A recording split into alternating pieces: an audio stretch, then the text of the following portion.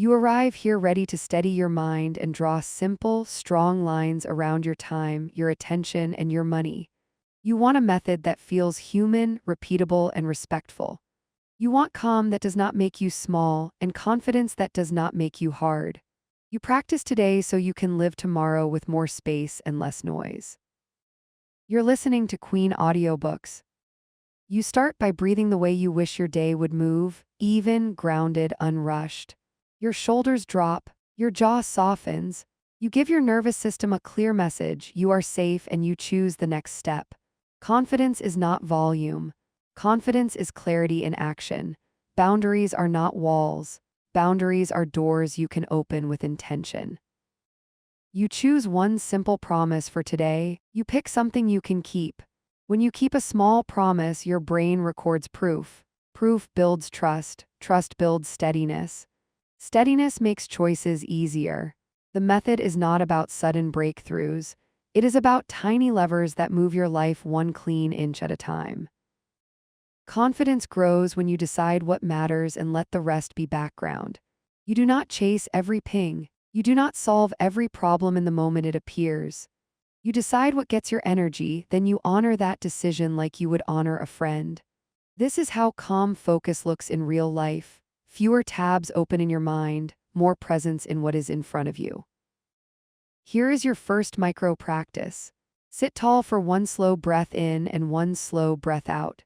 Name the single most important thing you will finish in the next hour. Say it out loud. Then remove one distraction that would pull you away. You can turn your phone face down or close one app. 20 seconds is enough to change the feel of an hour. Confidence also shows up in the words you choose. Clear words are kind because they do not force others to guess. Vague words create confusion and resentment, so you keep your sentences short. You say the request, the boundary, or the offer in one breath. You do not pile on reasons. Reasons invite debate. Clarity invites respect. Here is a ready-to-say line when someone asks for your time and you do not have it. Thanks for thinking of me. I am at capacity and need to pass. Short, true, and respectful. You do not apologize for taking care of the time you already promised to your priorities. At work, clarity protects your day. You send an email that sets expectations without drama. Hi team, I am focused on the Q3 deliverable from 9 to 1. I will reply to non-urgent messages after 1:30. For urgent items only, please mark high priority. This is professional, simple, and useful. You are not closing the door. You are making a doorway and pointing to the handle. Now a micro practice for real-time moments. When a surprise request lands, you pause for 5 seconds before speaking. In your mind you ask, what do I trade if I say yes? If the trade is your focus, your health, or your core promise for today, you say no cleanly. If the trade is small and aligned with your values, you say yes cleanly. Either way, you end the sentence without a trail of justifications. Confidence and money clarity grow together. You spend in ways that match your values, not your impulses. Picture the next decision you make with money today. Ask 3 questions. Does this serve my current priorities? Can I afford it without stress? And will I still be glad tomorrow morning? If you get 2 no answers, you wait. Waiting is not deprivation. Waiting is a decision that saves future you from regret. Here is a ready-to-say line for money clarity when you feel pressure to join an expense that does not fit. I'm sitting this one out to stay aligned with my budget. Straight, calm, final. You do not argue with your own plan in public. You carry a simple refrain that guides your tone and your timing. Be kind, be clear, be consistent. You repeat it once now so you can remember it later when emotion rises. Kindness is your baseline. Clarity is your message. Consistency is how people learn the shape of your boundaries and start respecting them without being told.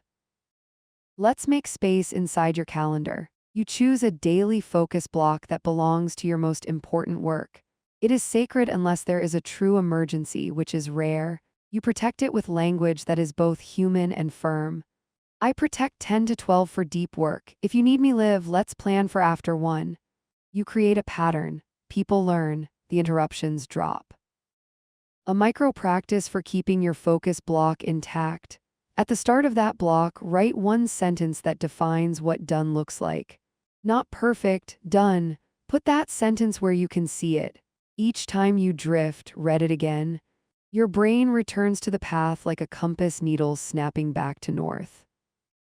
Friendship thrives with boundaries because clear edges create trust. You can be generous without saying yes to everything.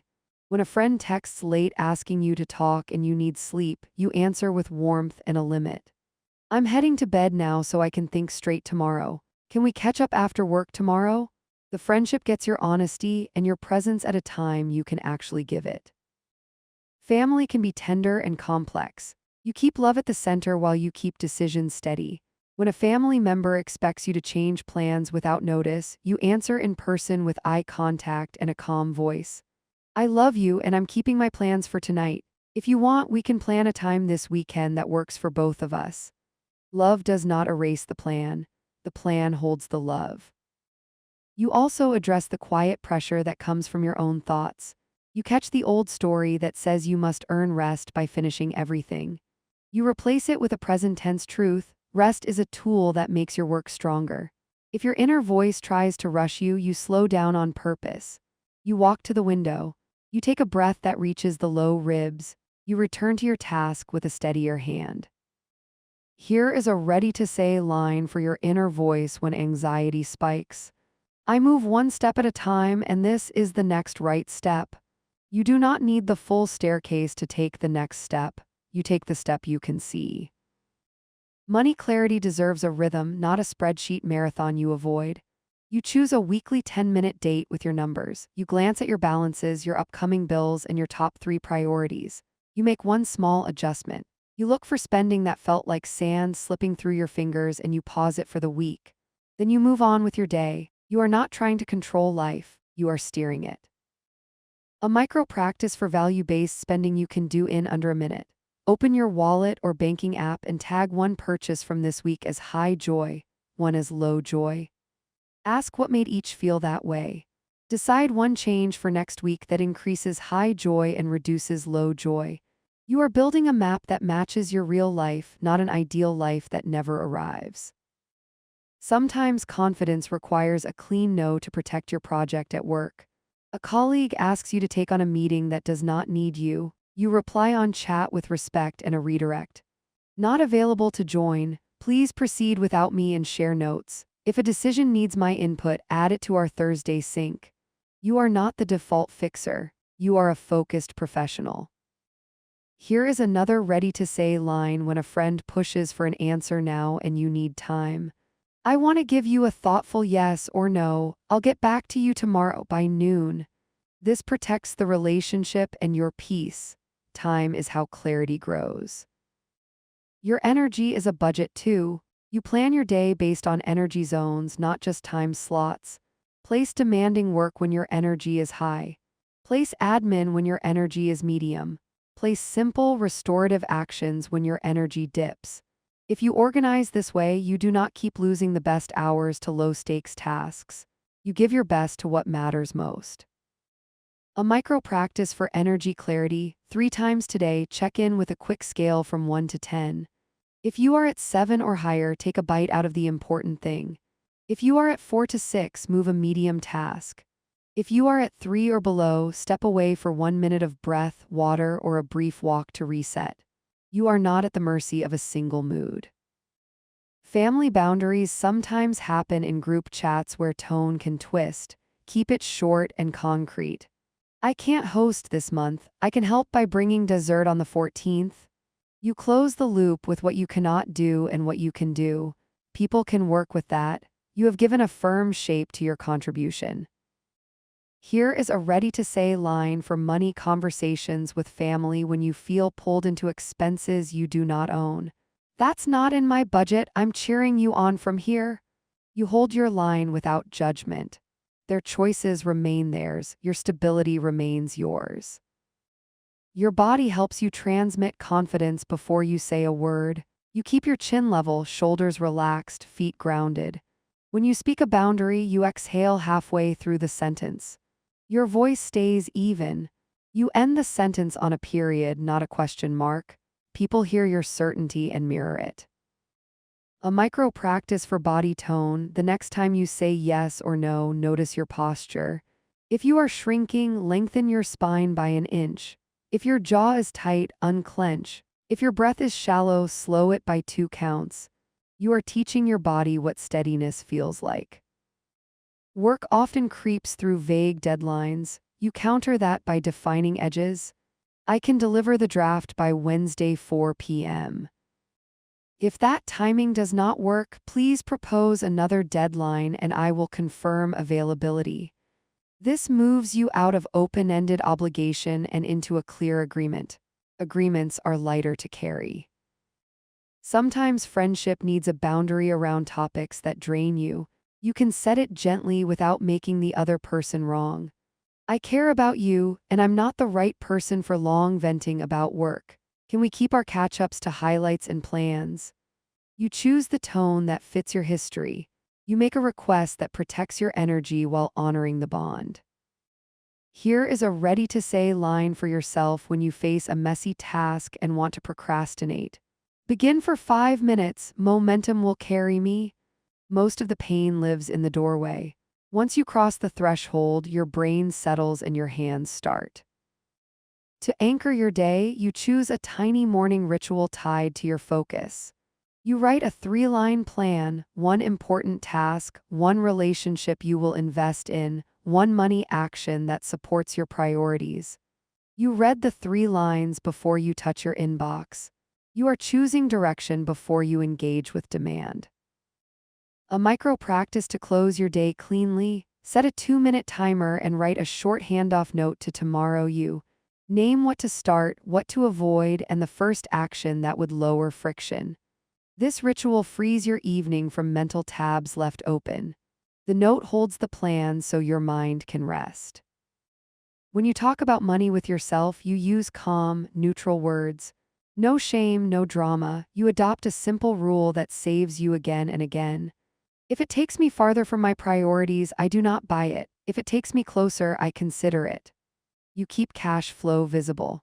You celebrate progress in dollars and in feelings like relief and ease. Here is a ready-to-say line at checkout when impulse hits: not today. You can return later with a clear head. If the item still matters, the store will still exist. Your peace is more valuable than the rush of a quick yes. You practice closing loops so your brain trusts you.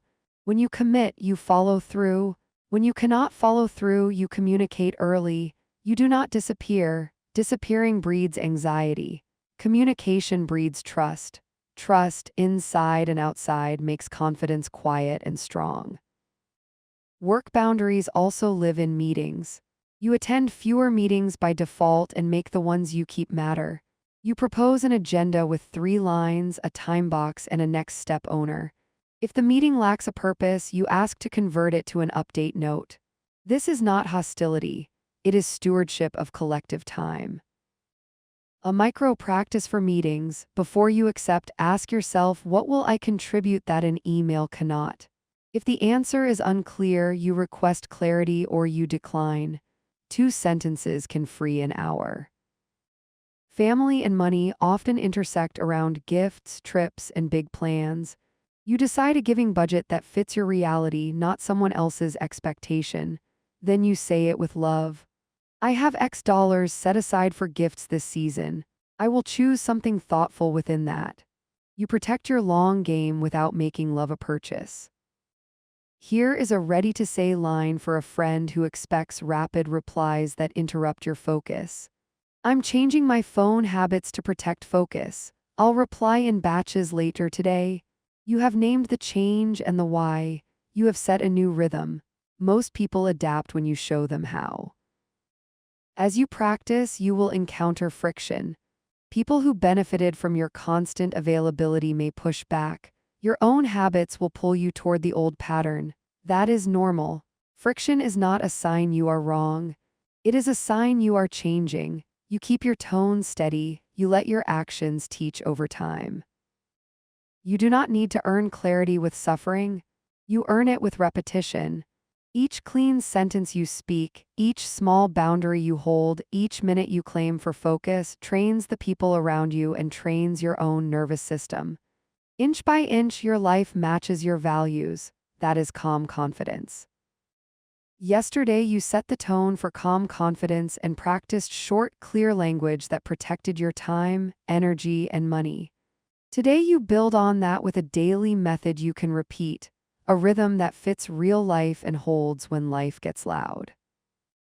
You begin with a check-in that takes less than a minute. You ask 3 quiet questions: what matters most today? What can wait? What must be declined? You let the answers arrive without drama. You choose one important thing, 2 helpful things, and you stop there. Your brain relaxes when it sees a small, finishable plan. Take your first micro practice now. Place one hand on your chest and one on your belly. Breathe in for 4, out for 6. Name what truly matters for today in one short sentence. Say it once more with a steady voice. You have just shifted from reaction to direction. You design your day by edges. Everything meaningful has a start and a stop. Your focus block starts at a clear time and ends at a clear time. Your communication block has a window. Your rest has permission. Edges teach your nervous system that safety lives in structure, not in control. At work, you make expectations visible before they turn into friction. You set the plan in writing without apology or defensiveness. I'm offline for deep work 10 to 12 and 2 to 3. I'll respond to messages at 1 and 4. You post it where people can see it. You remove the mystery that breeds urgent pings. When someone tries to pull you into an unscheduled meeting that breaks your edges, you answer with calm firmness. Today I'm not available to meet. Please send your questions and I'll address them in my 4 p.m. response window. You are not hostile. You are holding the frame that keeps your work sharp. Your phone becomes a tool instead of a leash when you give it a purpose for each block. During focus time, it sits screen down, out of reach. During communication time, it becomes a channel and then returns to quiet. You are training the device by training yourself. Here is a micro practice for digital boundaries. Move all non-essential apps off your home screen. Create a single folder named Tools. Put only what you truly need on page 1. The tiny friction of one extra swipe protects dozens of decisions each day. Focus improves when your workspace signals one thing at a time. If your desk is crowded with projects, your attention splinters. You pick up 3 items that belong elsewhere and move them now. You do not reorganize the world, you make 1 square foot clean so your brain knows what today is about. Use this ready-to-say line when a colleague asks for a quick favor that would derail your priority. That would pull me off today's top deliverable, so I can't take it on. If it's still needed next week, check with me Monday morning. You offer a path that respects their need and your plan. Friends deserve clarity that protects your bond. When you do not have the energy or the budget for an outing, you name it early and kindly.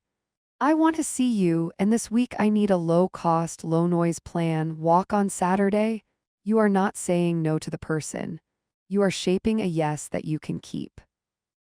Family life becomes gentler when limits arrive before resentment. If someone expects you to be available after dinner every night, you set a new rhythm with warmth and certainty. I'm off calls after 8 so I can rest. I'm happy to talk tomorrow after work. The boundary is clean. The relationship remains cared for. You put money clarity on the daily map in a way that feels light. You use a single question to guide today's spending. Does this purchase move me closer to the life I'm building this season? If the answer is yes and the numbers allow it, you proceed. If not, you wait. Waiting increases both peace and purchasing power.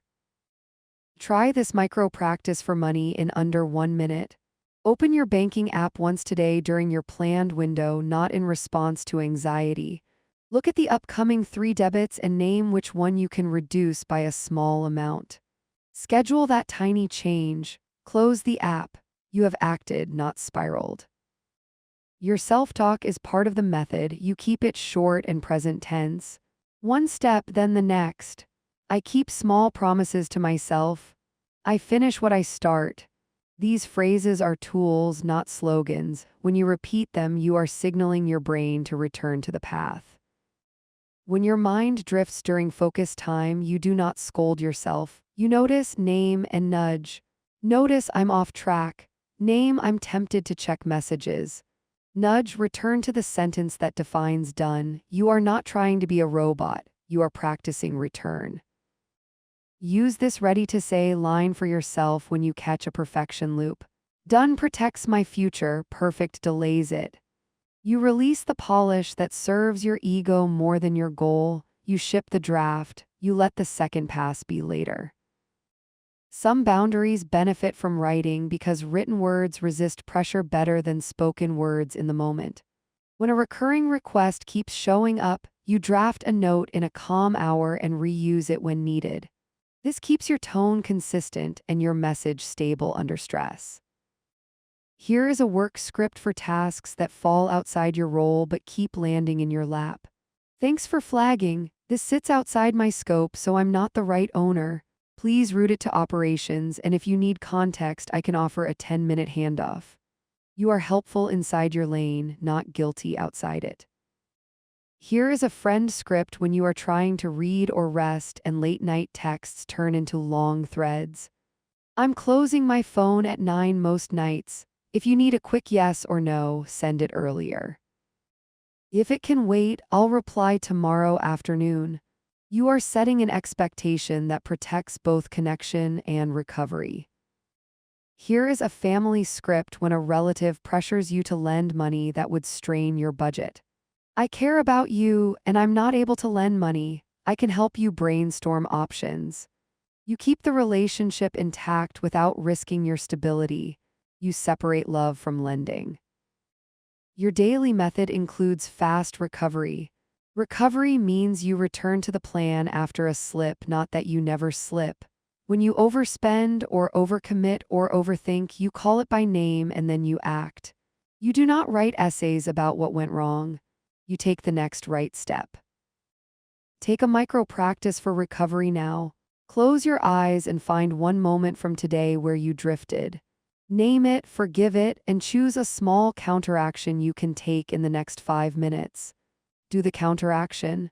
The repair teaches your brain that you can trust yourself to come back. You build social agreements that hold. You tell your team what you do and do not check in real time.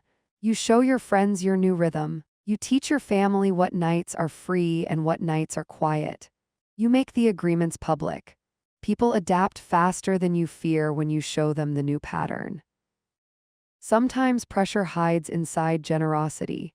You help until you are empty, then feel resentful. You change that by asking a simple question before you agree: can I give this freely without expecting anything back? If the answer is no, you either modify the offer to a size you can sustain or you decline. This is how generosity becomes clean. Use this ready-to-say line when a coworker asks you to look over a deck real quick before a meeting and you are about to end your day. I'm logging off now to protect my evening. Send the deck and I'll review tomorrow after 10. You do not borrow from your rest to pay for someone else's rush. Use this ready-to-say line when a friend pushes for an answer about a weekend plan you are unsure about. I want to check my capacity first. I'll confirm by Friday at noon. You choose a deadline you can meet. You lower the background noise of open loops. Use this ready-to-say line with family when an unannounced drop-in has become a habit. I love seeing you. Please text before you come so I can say yes at a good time. You honor the relationship and the boundary in one breath. You create a closing ritual for your workday that respects your future self. You write a single line that says, "Start here tomorrow." You move one small obstacle out of the way. You shut the laptop. You turn away. The ritual is how you teach your body that the day is complete. If money conversations make your chest tighten, you slow them down and ground them in facts. You name numbers, not excuses. I have $200 for eating out this month and I have 60 left. Facts are easier to carry than feelings when pressure rises. Facts help you keep the promise you made to yourself. Take a micro practice to align money with values. Open notes and type 3 words that define your current season, like health, learning, ease. Next to each word, type one small way your spending can support it this week. Save it as a pinned note. Use it when you choose where your dollars go today. Your environment shapes your method more than your willpower. You set your morning so the path of least resistance points toward your priority. If your priority is focused writing, your desk wakes up clean and your document opens on launch. If your priority is movement, your shoes sit by the bed and the bottle is filled. You design for the behavior you want. When distractions show up from inside your own head, you give them a place to wait.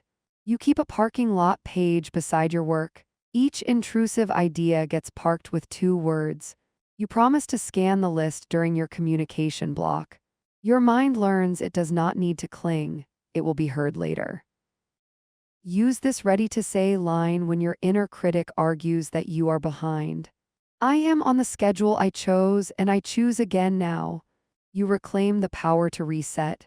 You do not chase an imaginary timeline built by fear. Your method gets stronger when you practice saying thank you without over-explaining. Gratitude can end an exchange cleanly. When someone supports your boundary or adapts to your plan, you say, "Thank you for working with my schedule." Period. You let appreciation do the talking. You do not reopen negotiation by piling on reasons. You build stamina for calm confidence by honoring small wins. You mark a check beside the task you finished. You send a short note of appreciation to a colleague who respected your focus block. You notice the hour you did not spend scrolling. Small wins are proof. Proof becomes identity. If multitasking tries to seduce you, you name the cost. Each switch has a toll. You avoid the toll by batching similar tasks. Messages with messages, thinking with thinking, errands with errands. Batching lowers friction and returns you to flow. Take this micro practice to exit a swirl of tasks. Write 3 miniature tasks that would unstick the day. Choose one that takes under 2 minutes. Complete it right now. Momentum returns because you moved. You practice context setting before hard conversations so you do not slide into apology or defense. You decide the outcome you want, an agreement, a boundary, a decision. You open with that outcome in a single sentence. Then you pause so the other person can arrive with you at the same place. Here is a work script for negotiating scope when a project grows wider than the time available. To deliver quality by Friday, I'll complete A and B. C would require another 2 days or a later deadline. Which trade-off do you prefer? You bring options. You invite ownership. You stop pretending time is elastic. Here is a friend script when the tone of messages has crossed into sarcasm that hurts. I care about us and sarcasm lands hard for me. Let's keep our jokes light and our care clear. You are not diagnosing them. You are naming your boundary with kindness and firmness. Here is a family script for recurring debates you do not want to host. I'm not available for political debates. If you want to talk about plans for the weekend, I'm in. You redirect to shared ground. You refuse roles that erode connection. Your calendar becomes a map of values. You place blocks for sleep, food, movement, deep work, relationships, and money care. You see your priorities as shapes, not wishes. When a new ask arrives, you compare it to the map. If it displaces something that matters more, you decline or you reschedule with intention. You keep a small yes ready for the right moments so your no can stay strong. A small yes might be, I can review 2 slides, not the whole deck. Or, I can join for 1 hour, not the whole afternoon. You state the limit clearly. You stick to it without blame if someone pushes. When you feel the urge to rescue, you breathe and check the cost. Rescue looks generous but often steals from your future. You help in ways that fit your capacity and skill. You leave room for others to do their share. You trust that their growth also depends on appropriate ownership. You learn to end conversations before they turn into drains. You watch the clock and close with care. I need to wrap here so I can keep my plan. Let's pick this up next week. You do not make your boundary the villain, you make your plan the reason because it is. If guilt rises after a no, you treat it as a sensation, not a verdict. Guilt often means you did something new, not something wrong. You name where it lives in your body. You breathe slow and remind yourself that integrity sometimes feels uncomfortable while it becomes familiar. Use this ready-to-say line to yourself after you hold a boundary that matters. Discomfort is the sign I chose alignment. You let the feeling pass through without giving it authority over your path. You create a quiet space for reflection at the middle of your day. You ask what needs to stop, what needs to continue, what needs to start.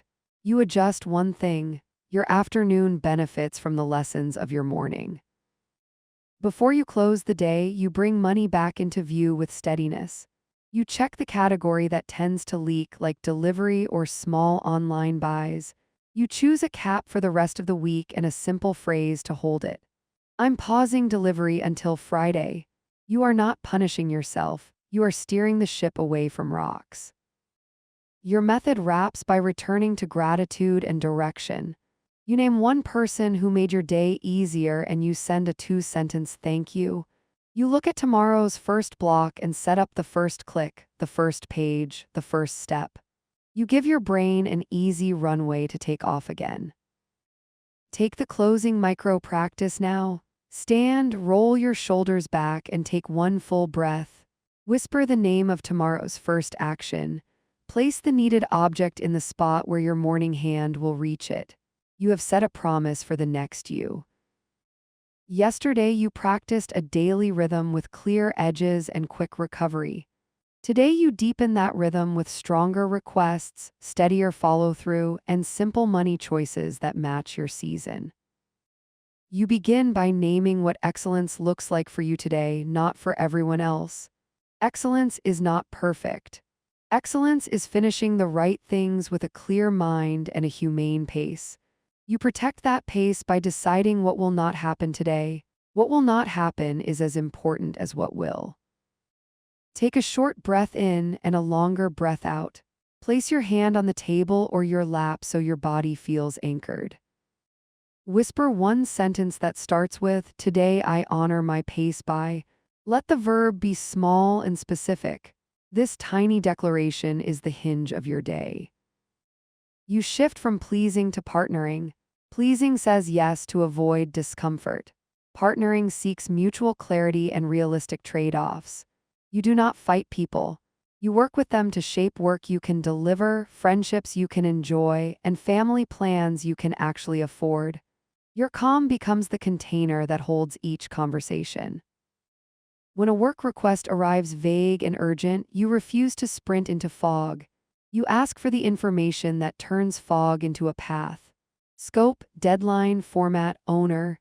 You ask before you commit because good questions are smarter than fast yes. Your reputation becomes clear and dependable rather than reactive and exhausted. Use this ready-to-say line when you receive a task with no details. To confirm, what outcome do you need, by when, and who will sign off? You keep your tone steady and neutral. You do not start work that might need to be redone. You speak limits as facts, not feelings. Facts hold under pressure. Feelings can be debated. When you name a limit, you end with a period, not a question. You do not sell your own boundary with a nervous laugh or a trailing apology. Your body language supports your words with relaxed shoulders and an even breath. You guide your day with a single focusing phrase you can repeat when you drift. Choose one that fits your season. Finish the next small piece. Protect the morning. Move what matters. Each time you repeat it, your mind returns to the path without theatrics. Returning is the art. Here is your first micro practice. Set a 60-second timer. Delete or archive 5 messages that do not need action. Your brain just reclaimed quiet surface area for real work. Focus also grows when you design friction that blocks unhelpful defaults. Put the snack you mindlessly grab on the second shelf and the water bottle on your desk. Move the shopping app off your phone and require the desktop to browse. One extra step is the difference between impulse and intention. Money clarity is an act of alignment. You line up your dollars with what you say you value. You do it with numbers and with words. You set 3 focus categories for this month, like health, learning, and connection. Most of your flexible spending flows through those. When a purchase does not fit, you let it pass without drama. Say this sentence when you feel social pressure to spend beyond your plan. That's not in my plan this month, so I'll skip it. Your tone is friendly and final. You protect your future self from a purchase that feels good for 5 minutes and heavy for 5 weeks. You practice request making as a skill. Many boundaries are easier to hold when a request is clear and early. You ask for what makes good work possible. You ask for what keeps relationships warm and sustainable. You ask before resentment builds, not after it spills. Here is a work script you can send by chat when you need quiet time to deliver. Heads up, I'm heads down on the draft from 9 to 12. Please send requests here and I'll circle back after 1. You gave the window, the channel, and the promise to return. People can work with that. Here is a friend script you can text on a week you feel thin. I want to see you, and I'm protecting low-key plans this week. Tea on my porch after dinner. You shaped connection into a size that fits reality. Here is a family script for a recurring pattern of unplanned asks. Say it with eye contact and warmth. I plan my week on Sunday. If you have requests, please text them by then and I'll let you know what I can do. You invite their input without sacrificing your map. Your second micro practice takes 30 seconds. Open a blank note and title it Parking Lot. Anytime a stray idea pulls at you, you drop 2 words there and return to your task. Review the list later in your communication block. Your brain learns that ideas are not emergencies. You handle interruptions with simple triage. Pause, name what you were doing. Decide whether the interruption is urgent, important, or neither. If it is urgent, do the minimum that stabilizes the situation. If it is important, schedule it. If it is neither, decline or delegate. Triage is self-respect in motion. If a coworker asks for an instant response outside your windows, you stay polite and centered. I'll review when I'm back on messages at 4. You do not explain your entire calendar. You state the plan that already exists and keep moving. When you negotiate at work, you treat time like currency. You do not spend 2 days to save someone else 10 minutes. You offer choices. You show how each choice affects timeline and quality. You invite the owner to pick the trade-off. Use this ready-to-say line when scope expands midweek. Given current hours, I can deliver X by Friday or add Y and deliver Monday. Which do you prefer? The question moves the decision where it belongs. You stop pretending you can do everything with the same time. You make your mornings quieter by removing first-hour decisions. Set your clothes, your breakfast base, your first click, your first sentence. When morning contains fewer forks in the road, your energy is available for the work that actually matters. Decision fatigue is real. You solve it by deciding once. Your third micro practice is a 1-minute reset you can do between tasks. Stand, inhale for 4, exhale for 6. Name the next action out loud. Open the file, draft the email, start the timer. Then do the first 5 words of the action. Motion dissolves dread. You talk to yourself with language that carries you forward. I can start small. I choose clarity over speed. I keep promises to my future self. These phrases are not decoration. They are rails your attention can grab when the path feels slippery. When money conversations come up with friends, you hold both honesty and warmth. If a plan stretches your budget, you offer an alternative instead of a silent yes followed by private stress. People who love you want the real you, not the resentful version who shows up anyway. Use this ready-to-say line when a group suggests an expensive restaurant. I'm keeping it simple this month. Could we pick a spot with mains under $20? You did not shame yourself or anyone else. You shaped the plan to fit reality. You keep family generosity clean by preventing surprise obligations. You set a giving number for the month and stick to it. When extra asks arrive, you respond with care and with a line. I love you and I'm at my giving limit for this month. You offered clarity and affection. You did not offer your rent money. To protect focus, you design a notification diet. During deep work, only true emergencies reach you. During messages, everything else may appear. You teach your tools to respect your attention by turning off badges and banners that train your brain to chase. Your attention is a finite resource you allocate with intention. Your fourth micro practice is a quick priming ritual before a hard call. Write on a sticky note, outcome, boundary, next step. Keep it in front of you. In tense moments, glance at the note, breathe, and say one sentence at a time. Calls become cleaner when you know what you are here to do. You also practice endings. An ending is a gift. It frees the next hour from the gravity of the last. You end meetings on time. You end conversations when they turn into loops. You end your workday with a simple sentence that closes the mental tab. Endings protect beginnings. Use this ready-to-say line when a meeting drifts past the point of usefulness. We are past time and we have enough to proceed. I'm leaving to make my next block. You exit without drama. You show others how to respect time boundaries by modeling them.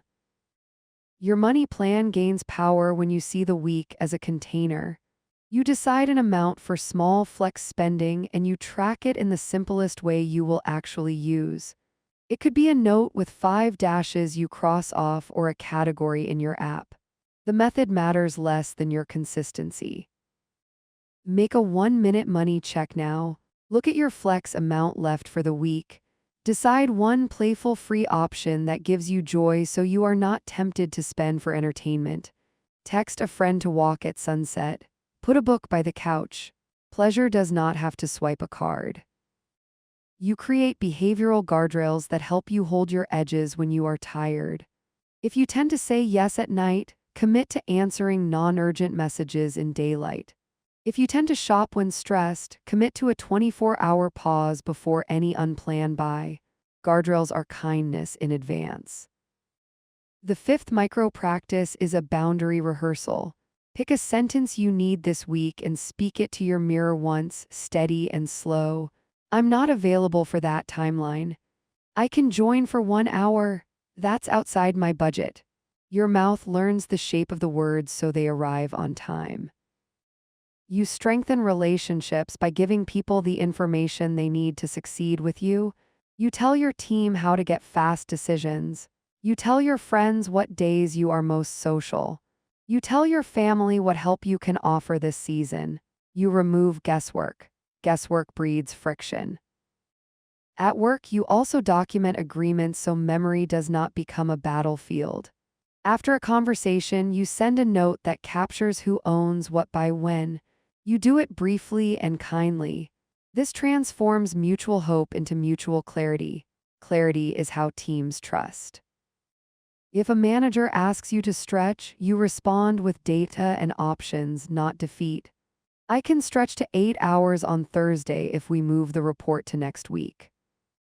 If the report is fixed, I'll need another set of hands for Part B.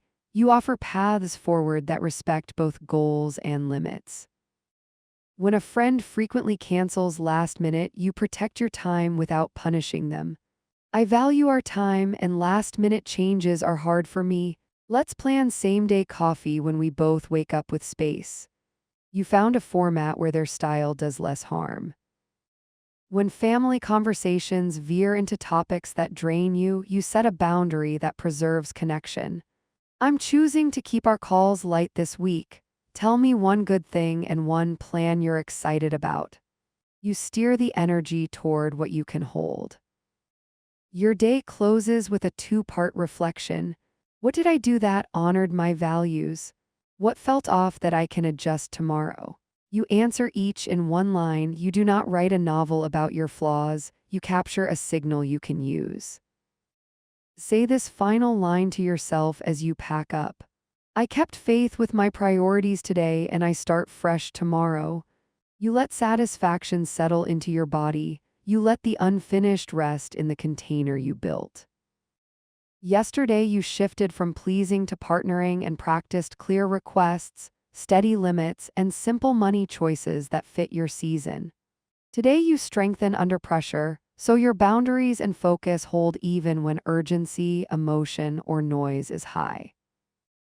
You start by deciding your baseline. Your baseline is the minimum you protect on a hard day: sleep, one focus block, one nourishing meal, one check on money that is factual and brief. When the world gets loud, you return to baseline. Baseline is not a downgrade. It is a life raft that keeps you aligned until the waters calm. Take a short breath in and a longer breath out while you place one palm on your ribs. Whisper baseline first, then the rest. You are reminding your body that steadiness comes before speed. Your nervous system learns that you can keep your promises even when conditions change. Pressure often arrives as someone else's emergency. You can be helpful without inheriting panic. When a message lands hot, you slow it down with clarity and options. Urgency gets air. You bring facts, not flames. Your tone sets the temperature of the room you are in. Use this ready-to-say line at work when a teammate says they need it now and you are mid-deliverable. I'm in the middle of a deadline. I can give you a 10-minute review at 3 or a fuller pass at 10 tomorrow, which helps most. You did not argue about urgency. You offered choices that respect both realities. When a friend texts in a spiral, you offer care with an edge that protects your energy. I'm here for you, and I have 10 minutes now, or we can talk tomorrow after dinner. You modeled warmth and a limit in the same breath. Love holds better inside a container. When a family member confronts you face to face about a decision you made, you keep your voice even and your body grounded. I hear that you're upset. I'm keeping my decision and I'm happy to plan time this weekend to talk more. You are not debating, you are holding. Your first micro practice is a pressure reset.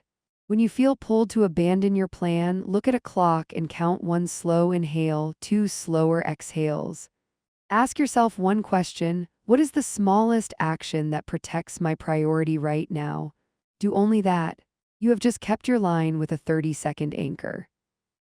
Focus under pressure benefits from pre-decided scripts and paths. You script before you need the script. You choose phrases that feel like you and fit the spaces you live in: chat, email, kitchen table, doorstep. You repeat them enough that they come out clean when your heart is beating fast. Here is an email script for work when someone adds tasks after scope is set. Thanks for the update. To keep Friday's deliverable solid, I will complete A and B as agreed. Adding C would require moving the deadline or dropping B. Let me know which option you prefer. The words are simple. The boundary is real. Here is a chat script for a friend who often asks you to plan everything. I'd love to hang out. Please pick a time and place that fits next week and I'll confirm. You return the ball gently. You stopped managing what is not yours. Here is an in-person script for family when sarcasm sneaks in. I care about us and sarcasm lands hard for me. Let's keep it direct. You are not diagnosing. You are steering tone. Your money clarity gets stress-tested when feelings run high. Sales, pressure to join a pricey plan, surprise expenses. You breathe, then move to numbers and values. Numbers and values outlast moods. You remind yourself that every yes is also a no to something else you said you wanted. Say this when a group plan jumps past your budget mid-conversation. I'm opting out of this one to stay aligned with my plan. The sentence is brief and final. You do not build a courtroom case. You let the plan be the reason because it is. Your second micro practice is a 60-second money check that protects you from drift. Open your app during your planned window, scan the next 3 recurring charges, and ask which one could be lowered by a small change this month. Make the edit or set a reminder. Close the app. You acted, you did not spiral. To keep focus when interruptions hit, you practice closing and reopening loops on purpose. Before you switch, name your current step out loud, bookmark the line, and write, "Resume here" at the top of the page. After the interruption, you can re-enter without friction. Re-entry speed is the hidden cost of every interruption that you are now reducing. You pace your day with clear starts and clean stops. A clear start names what done looks like in one sentence. A clean stop lists one next action for tomorrow and moves a single obstacle out of the way. When starts are clear and stops are clean, your mind rests between tasks instead of clinging to loose threads. Use this ready-to-say line to exit a meeting politely when your next block matters. "We're at time and I'm moving to my next block to protect delivery. Please share any open items and owners." You protect your plan and invite closure without drama. You design friction against your weak spots with compassion, not shame. If late-night scrolling dissolves your mornings, plug your phone in across the room and put a glass of water by the bed. If impulse buys follow stress, remove saved cards and require a manual entry. One extra step turns impulse into choice. Your third micro practice is a 1-minute boundary rehearsal. Stand, breathe, and speak one sentence you need this week, steady and slow. "I'm not available on that timeline. I can help for 20 minutes. That's outside my budget." Your mouth learns the shape so the words arrive on time. You strengthen your reputation by communicating early when reality changes. A boundary is not a wall, it is an agreement. Agreements can be renegotiated before they break. You update stakeholders with facts and options. You never ghost. Silence teaches people to push harder. Clarity calms the system. Here is a work update you can send by noon when an estimate shifts. Quick update, Part B is taking longer. With current hours, I can deliver A and B Tuesday by 4 or deliver a Friday and add B next Wednesday. Tell me which path you prefer and I'll align. You are not apologizing for physics. You are partnering. Friendships feel lighter when you remove the hidden ledger. Give because you want to, not to purchase future favors. When you cannot give, say so early and kindly and offer a smaller shape you can sustain. Healthy friendships expand and contract with seasons. Family patterns change when you stop training people to expect access without consent. You move from constant availability to predictable windows and you communicate the change. People adapt to patterns. You are creating a kinder one. Focus loves single-task rhythm. Multitasking scatters your attention and steals minutes you cannot see. You choose a timer for 25 minutes, close everything but the work and let the clock carry you. When it ends, you stretch, sip water, and choose again. The next small finish builds momentum. Your fourth micro practice is a 2-sentence checkpoint. Halfway through your focus block, you ask, "What is the next atomic step?" You do it now without thinking about the entire goal. Atomic steps are light enough to lift even when you are tired. Money confidence grows when you make spending visible as choices, not mysteries. You create a tiny rule that keeps you aligned. For any purchase over a certain amount, you wait one sleep. Your brain resets. The item loses its shine or proves its worth. Either way, you trust your decision. You can use this ready-to-say line at checkout when pressure to upgrade arrives. "I'm choosing the base option today." Clear, calm, and complete. You do not owe the salesperson your budget story. You owe yourself steadiness. Work becomes smoother when you define done together. Done includes quality, format, owner, and deadline. You ask for acceptance criteria because rework is more expensive than clarity. You save your hours for building, not for guessing. Here is a script to confirm done before you start. To align on done, a 2-page brief with summary, risks, and next steps delivered as a PDF by Thursday 4 p.m. signed off by Jordan. Confirm and I'll begin. People respect the work they understand. Friend dynamics become kinder when you notice where you habitually overfunction. If you always drive, host, and plan, ask for a trade. I'll bring dessert if you choose the restaurant. Paired contributions prevent resentment. Family money talks stay sane when you anchor them in calendars and caps. You choose a modest monthly support number you can keep without harm, then communicate it plainly. Surprises dissolve when containers exist. Your 5th micro practice is a 30-second gratitude close that also trains others to respect your lines. Send a 2-sentence thank you to someone who adapted to your boundary today. Name what they did and how it helped. You are reinforcing the behavior you want to see again. When self-doubt rises, you switch from judgment to observation. Judgment says, I failed. Observation says, this part took longer than planned. With observation, you can adjust. With judgment, you freeze. You choose language that lets you keep moving. Say this to yourself when anxiety spikes before a decision. I choose the next right step, not the perfect one. The sentence is a bridge out of paralysis. Movement makes clarity. You maintain energy by respecting your body's rhythms. You notice your high-focus hours and reserve them for thinking work. You set admin for the valleys. You brake before you crash. Stopping at 7 out of 10 keeps you steadier than waiting until 2. If someone pushes after a clear no, you repeat the no once, then change the channel. Repetition teaches. Channel change ends the loop. You do not owe infinite explanations. You owe consistency. Use this ready-to-say line when a coworker re-asks for a rush after you declined.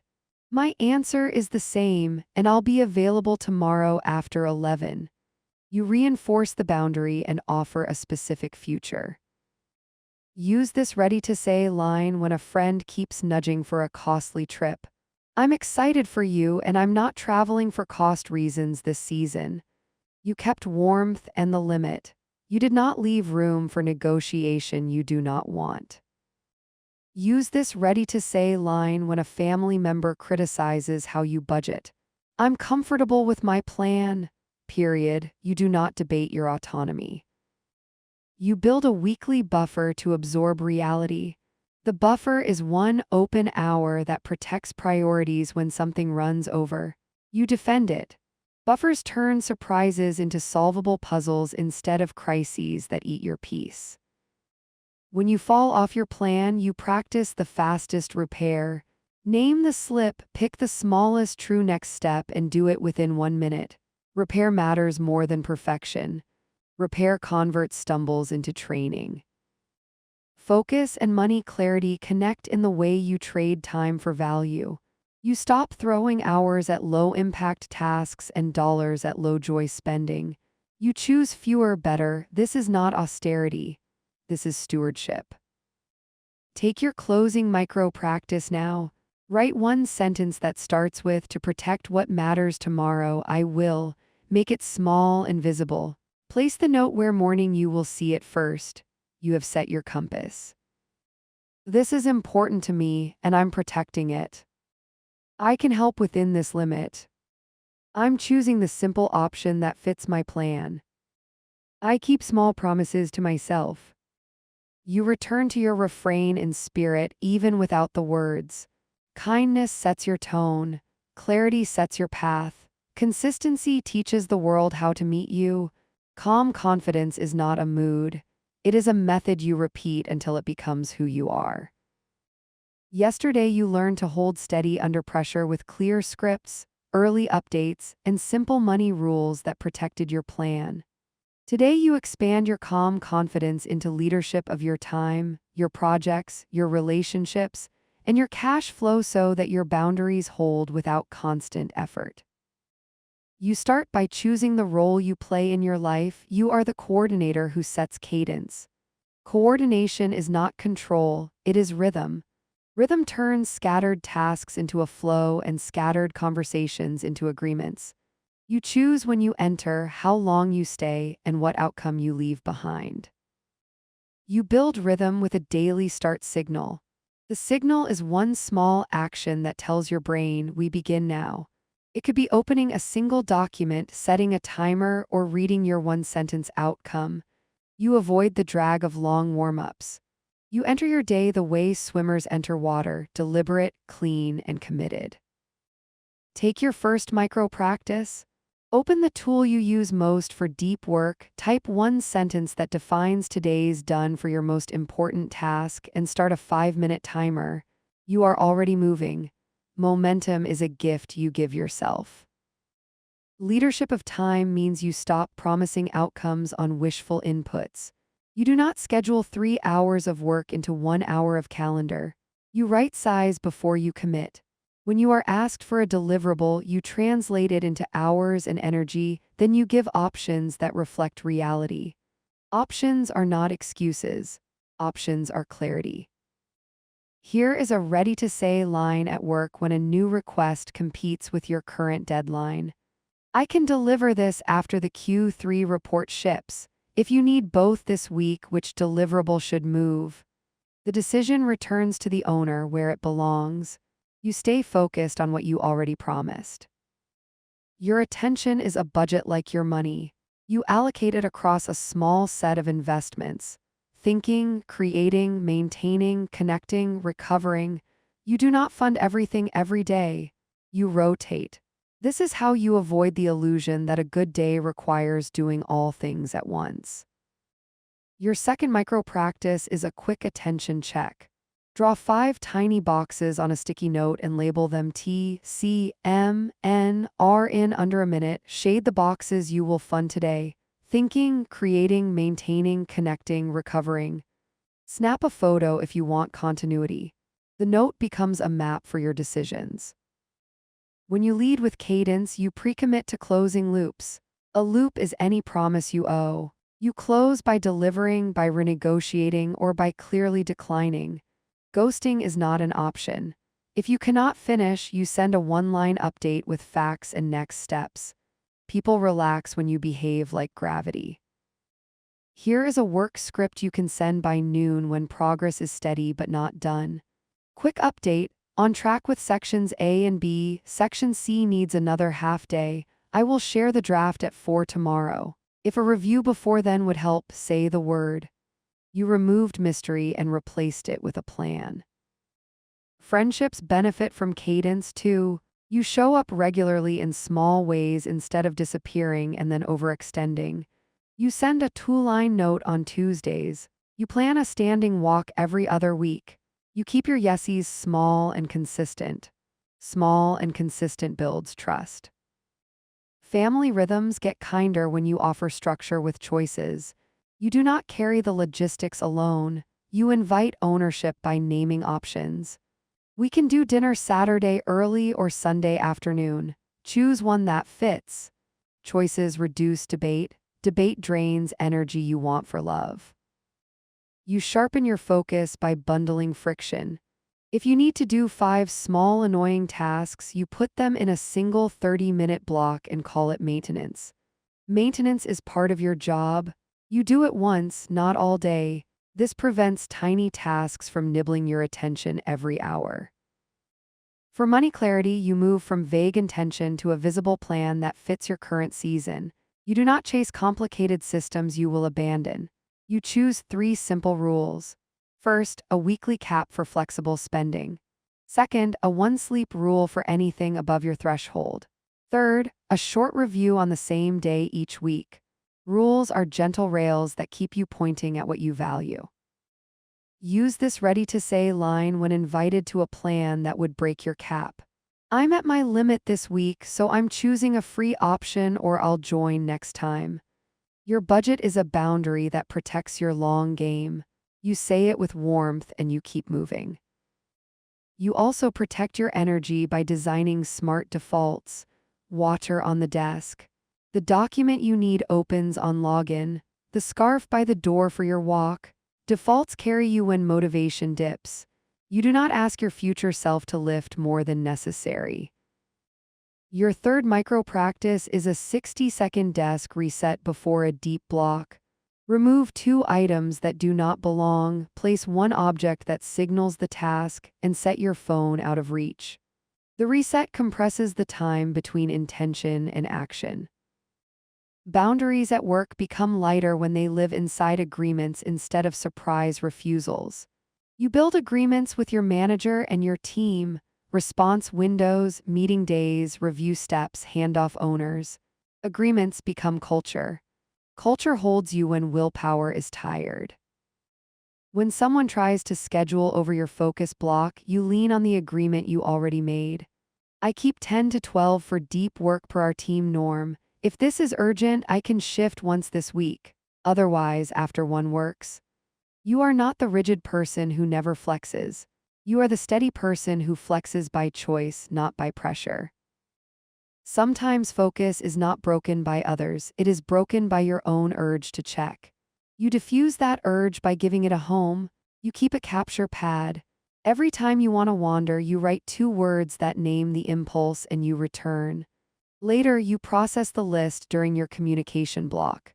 Your brain trusts you to come back. Use this ready-to-say line for your inner voice when it pushes you to multitask. Single tasking is the fastest path to done. The sentence is a boundary against the false promise of doing 2 things at once. Money conversations with friends grow easier when you honor your season out loud. Seasons change. In one season, you invest more in learning. In another, you invest more in travel. In another, you invest more in savings to create a safety net. You let your people know where you are so your choices make sense. Love thrives in context. Family and money often tangle around expectations. You untangle them with numbers and timelines. If you are contributing to a family plan, you name the amount and the schedule, then you stop negotiating every week. I'm able to contribute $50 a month for 3 months. After that, I need to reassess. You replace endless debate with a container. Your fourth micro practice is a 1-minute money tidy. Open your app, rename one spending category to match your values today, and move $10 to it. Health, learning, or peace. The label trains your brain to see dollars as votes for the life you are building. Boundary scripts also help when tone slides. You keep language that preserves dignity, including your own. If a comment crosses a line, you address it early while the cost is still small. Delay feeds resentment, clarity feeds respect. Here is a friend script when humor turns sharp. I care about you and that joke lands hard for me, let's keep it light. You do not escalate, you realign. Here is a family script when criticism shows up as advice you did not request. I'm not looking for advice on this. If you want to support me, asking how I'm doing helps. You are not hostile. You are directing the kind of care you can receive. At work, you will sometimes need to protect your reputation from being the default fixer. You step back from the rescue reflex and step into clear ownership. You ask, who owns this, by what date, and what support do they need? Then you let them own it. This is how teams grow. When you lead a meeting, you model clean edges. You open with the purpose and close with owners and deadlines. If conversation drifts, you return to the purpose. This is not micromanagement. It is kindness to everyone's calendar. Here is a ready-to-say line to realign a drifting meeting. We're off topic. To respect time, let's park this and return to the decision we're here to make. You bring people back without shame. You reduce decision fatigue by batching decisions of the same type. Clothes on Sunday, meals on Monday, calendar on Friday, money on your chosen review day. Batching resolves choices when you are calm so that you do not negotiate with exhaustion at 9 p.m. You also learn to withdraw gracefully. Withdrawal is not failure, it is integrity when conditions change. If you overcommitted, you speak up fast with a solution. The earlier you pivot, the smaller the ripple. Here is a work script for a graceful withdrawal with a repair. I said yes before I checked scope. I can't deliver by Thursday. I can hand off my notes now or deliver a quality draft Monday. Which route serves you best? You pair honesty with options. Trust increases, not decreases. Here is a friend's script for changing capacity. I overestimated my energy this week. I'm going to rest tonight. Can we shift to a Sunday walk? You taught your people that you care enough to be real. Real beats heroic and flaky. Here is a family script for saying no to a plan that would hollow your weekend. I'm keeping this weekend quiet to reset. I can help next Saturday for 2 hours. You put a shape around your yes so your no stays whole. Leadership of self includes how you exit work. Exits matter because they teach your body to stop carrying everything. You end your day with a brief ritual, name one finished thing, send one clarity note, set one first step for morning. Then you leave. Leaving is not dessert you earn after perfection, it is fuel for tomorrow. Your fifth micro practice is a 2-breath close. Inhale, say done out loud. Exhale, say next out loud and name the tiny first action for tomorrow. You just secured re-entry. Morning will feel easier because you built a ramp. You treat money like a relationship. You show up regularly, you communicate clearly, and you choose with affection for your future self. You aim for fewer, better purchases that line up with your values and your planned joy. You stop buying as a way to self-soothe and start budgeting for actual comfort. A class, a quiet space, time. Use this ready-to-say line at checkout when an upsell appears. No extras today. You protect your plan without a lecture. You decide once. Sometimes resistance comes from inside. The belief that boundaries make you selfish or boring. You reframe. Boundaries are how you make space to be generous where it matters. Focus is how you do work you're proud of. Money clarity is how you fund a life you can actually feel, not a performance for others. When you feel the old belief pushing, you ground in a single sentence that reclaims your power. I'm choosing what supports my future, not what impresses the room. You return to the path without arguing with every voice in your head. You apply the same clarity to digital spaces. You unsubscribe from newsletters that teach your brain to want what you do not value. You leave group chats that skip respect. You mute threads during deep work. Your device becomes a tool again, not a tide. You also honor your body as the base of all boundaries. Calm confidence lives in a nervous system that feels safe. You eat, you drink water, you move, you sleep. You do not sacrifice the basics to look busy. Basics are the engine. Busy is often smoke. Your sixth micro practice is a 60-second body reset before a hard conversation. Plant your feet. Lengthen your spine by an inch.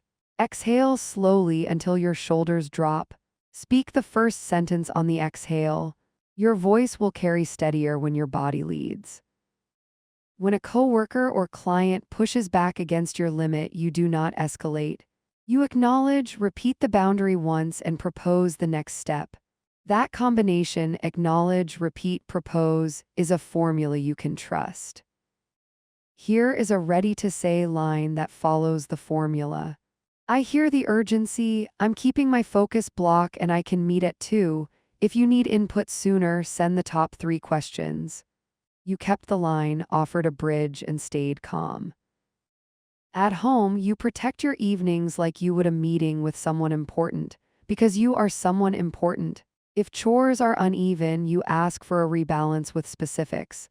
I'm cooking Monday and Wednesday. Please take trash and dishes those nights. Specifics stick, vague requests evaporate. Friend time deepens when you replace default spending with shared creativity. You propose rituals that fit your season and your budget. Cookbook dinners, swap nights, library dates, sunrise walks. Rituals remove the pressure to perform. They make connection easy to keep. Your seventh micro practice is a 60-second plan to protect a vulnerable hour. Identify the hour you often lose: late afternoon, after dinner, early morning. Set one tiny anchor there: a glass of water ready, shoes by the door, a playlist queued. The anchor makes the choice simpler than the distraction. As your method matures, you give yourself a weekly reset that aligns time and money. You look at the coming 7 days, your top 3 priorities, and your flexible dollars. You shift one block and one category. Small shifts often beat big swings rarely. When you do spend, you slow down to savor. You remove the guilt from aligned spending by taking full joy in it. You linger over the coffee you budgeted for. You enjoy the class you planned. Guilt is not a virtue. Alignment is. If someone questions your choices, you refuse the debate. This fits my plan. You return to your life. You do not outsource your values to public opinion. You close this part by returning to your identity. You are a person who keeps small promises to yourself. You do not need drama to make progress. You need rhythm.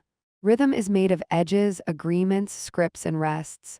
You hold your edges, you make your agreements, you use your scripts, and you honor your rests. Calm confidence becomes the way you move. This time matters to me. I'm staying with one thing until it's done. I'm choosing what fits my plan. I respect your need, and I'm keeping my boundary. I can help within this limit. I'll return to messages at my window. Yesterday, you stepped into leadership of your time, projects, relationships, and cash flow with cadence and clean agreements. Today, you refine your method under real-world complexity so it works when plans collide, people disagree, and life throws curveballs. You begin by picking a primary value for this season and a secondary value that supports it.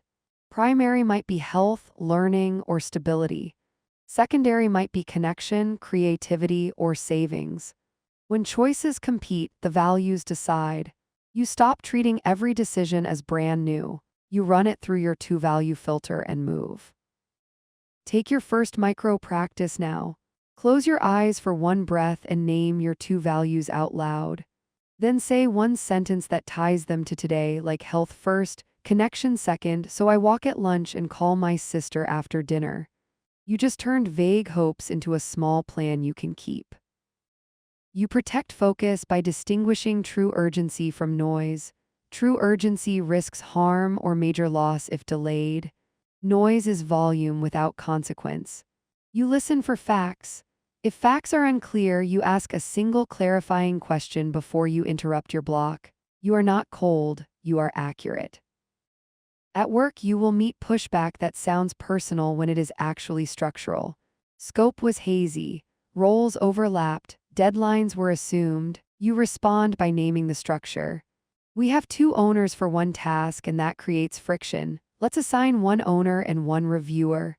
You move the group from feelings to mechanics.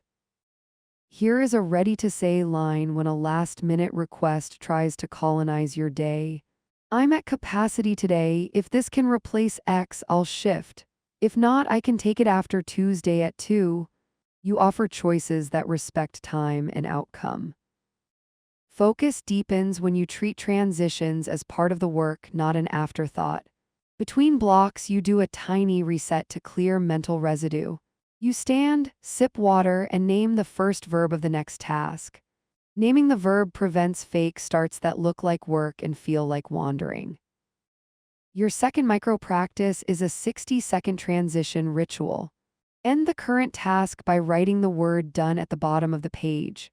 Stand, roll your shoulders once, and speak the first verb of the next block, like outline, draft, review, send. Sit and begin on that verb. Your brain follows the cue. Money clarity matures when you shift from restraint alone to purposeful joy. You budget for delight, not just obligations. You choose one small weekly joy that costs little or nothing, and one planned spend that lines up with your values. When you meet both, the urge to splurge fades because your life already contains pleasure on purpose. You can hold a calm line with friends without losing warmth. When a plan grows bigger than your bandwidth or budget, you shape it instead of vanishing. This week I'm keeping it simple. I can do a park picnic on Sunday. You offered connection in a form you can sustain. Family patterns soften when you mix affection with edges. You lead with care, then state the boundary, then offer a route forward. I love you, I'm not staying late tonight. If you want to plan for Saturday morning, I'm open. Love first, limit second, option third, the order matters. You keep projects clean by setting ground rules for collaboration before friction hits. Default communication channel, response windows, definition of done, decision owner. When everyone knows the rails, there is less heat and fewer surprises. You are not policing, you are protecting shared energy. Here is a work script for an early alignment note. To keep this smooth, a sync in the doc for comments, Slack for blockers, 24-hour response window, and Jordan as decision owner. Done means the deck has summary, options, and a one-page appendix by Thursday 4 p.m. Agreements do more than charisma. Your attention is finite, so you practice protect and project. Protect is your focus block guarded by agreements. Project is your outward communication window where you send updates that prevent follow-up pings. The more you project clarity, the less you get interrupted. You are training the system. You will encounter emotional hooks that pull you into over-explaining. Hooks can be disappointment on a face, silence in a chat, or a sarcastic reply. You notice the hook and return to your sentence. You do not add paragraphs to make discomfort evaporate. Discomfort can exist while the boundary stands. Here is a friend's script for a guilt hook after you say no. I get that you're disappointed. I'm keeping my no and I care about you. Short, kind, final. You do not turn your no into a debate about your character. Money gets clearer when you move decisions out of the fog. For any recurring buy that leaves you ambivalent, create a rule that frees you. Delivery only on Fridays. Streaming caps at 2 services. Clothing budget resets quarterly. Rules reduce the number of times you must negotiate with yourself. Take your third micro practice. Open notes and type 3 tiny money rules for this month that fit your season. Make them concrete and kind. Read them once each morning. You are designing autopilot for your values. Work will ask for last-minute heroics. You treat heroics as rare exceptions, not policy. When you agree, you pair the yes with a future protection. I can stay late today to land this. Tomorrow I'll start after 10 so I can recover. Heroics without repair become exploitation. Heroics with repair remain human. Your nervous system is the engine of calm confidence. You learn what calms you fast. Cold water on wrists, a minute of box breathing, a walk to the end of the hallway and back. You keep these tools available so that your brain can keep thinking under heat. Calm is not a luxury, it is a performance strategy. You carry one refrain to stabilize tone, timing, and follow through. Be kind, be clear, be consistent. You return to it when you write, when you speak, and when you decide. It is a small script for your nervous system as much as for your relationships. Focus sometimes slips because the task is too big or too vague. You shrink it until it fits in your current hour. A 2-page draft becomes 3 bullets and a first paragraph. A closet overhaul becomes 1 shelf. Progress is not small when it accumulates daily. Accumulation is how identity changes. Here is a ready-to-say line to yourself when dread whispers wait until you can do it all. Start small now, scale after. The phrase flips the switch from delay to motion. Family boundaries often live in calendars. You set visiting windows and quiet nights and share them in advance. We're open for visits the first Sunday of each month from 2 to 5. Clarity prevents guessing and resentment. People settle into predictable rhythms faster than you expect. Your fourth micro practice is a 45-second calendar check. Look at the next 7 days. Add one line that protects recovery, one that protects connection, and one that protects money, such as a free plan or a cap. Small edits now prevent spirals later. You will need a script for when someone challenges your money plan with judgment. You refuse the courtroom. This is the plan that fits my season. You do not list your reasons. You do not defend your math. You affirm your authority. When collaboration goes sideways, you avoid blame loops by returning to shared purpose and specific behaviors. Our goal is a clean launch. What helps is comments in the doc, not in DMs, and decisions captured in the summary. You move the group toward actions over accusations. If a manager pushes for speed over quality, you quantify the trade. At this pace, error risk increases. If we move the deadline by 1 day, we cut rework by half. You are not obstinate. You are stewarding outcomes with data and options. You cultivate focus stamina with intervals. You do 25 minutes on, 5 minutes off, then 30 and 6, then 35 and 7. You build like a runner increases distance. Stamina comes from consistency, not from irregular marathons that leave you depleted and ashamed. Take your 5th micro practice. Set a single interval now, 25 minutes of single task work, then step away for water and a shoulder roll. One interval finished is more powerful than an afternoon of multitasking. You are training your brain to trust you to start and to stop. You set social contracts that make your yesies stronger. For friends, you name a planning rhythm that fits you. I plan on Wednesdays. Send ideas by then and I'll confirm. For family, you post the weeks you are available to help and the weeks you are not. When your availability has shape, people respect it. Here is a family script when a relative expects your free labor for an event. I won't be staffing the event. I can arrive at 3 and bring ice. You decline the unpaid job and offered a specific, sustainable contribution. Here is a work script when a colleague forwards a mess and asks you to take a look. I'm not the right owner for this. If you need my input on A or B, send specific questions and I'll answer tomorrow. You kept your lane and your generosity inside a defined shape. With money, you stack small wins that compound. You set a micro savings auto transfer that matches your season, even if it is $10 a week. You automate minimums so you never pay late fees. You set one higher impact change each quarter, like insurance shopping or a utility renegotiation. Quiet wins grow. When you feel pulled into comparison, you come back to your 2 values and your plan. Comparison thrives in vagueness. It loses power when your priorities are named. You cannot be behind on your own path when you are walking it on purpose. Your focus map includes relationships as work that deserves time. Connection is not optional if you want a steady life. You schedule check-ins with yourself and with one person you love. You keep them short and real. Authenticity is a renewable resource. Performance is not. You sharpen endings so they stick. When you say you need to go, you go. When you finish the task, you stop tweaking. When you decide not to buy, you close the tab. Clean endings free energy. Fuzzy endings leak it. Here is a ready-to-say line to exit a conversation that has turned into a loop. We're repeating ourselves. Let's pause and pick this up after we've both rested. You safeguard the relationship and your capacity. You reduce decision drag by pre-building tiny menus. A menu of 3 deep work starters.